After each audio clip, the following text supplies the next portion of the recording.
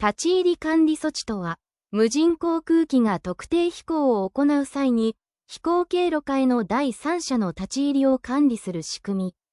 立ち入り管理措置の方法、関係者以外の立ち入りを制限する旨の看板、コーン等による表示、補助者による監視及び口頭警告など、立ち入り管理措置の範囲、飛行範囲の外周から落下距離の範囲内を管理区画として設定する必要があるため、飛行高度に応じた管理措置が求められます。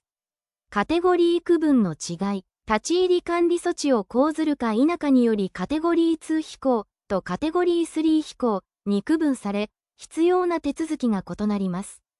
2、補助者の役割。補助者は、無人航空機の安全な飛行をサポートする役割を担い、立ち入り管理措置と関連して以下の業務を行う。第三者の監視と警告。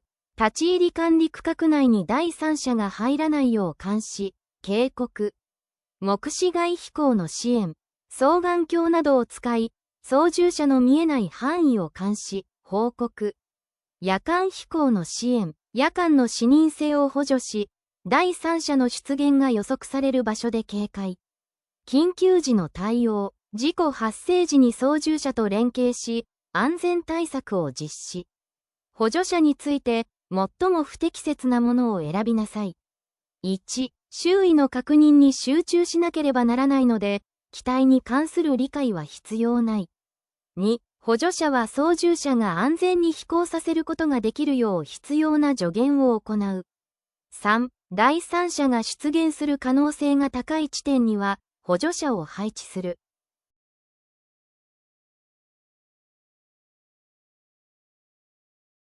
正解1。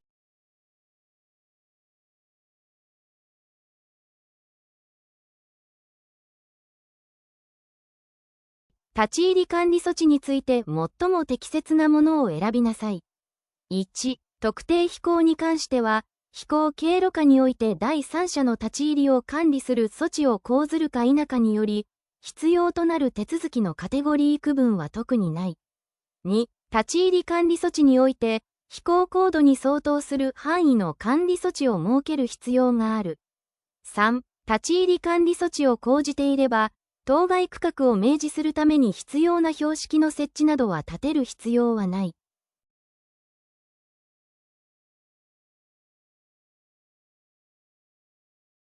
正解2。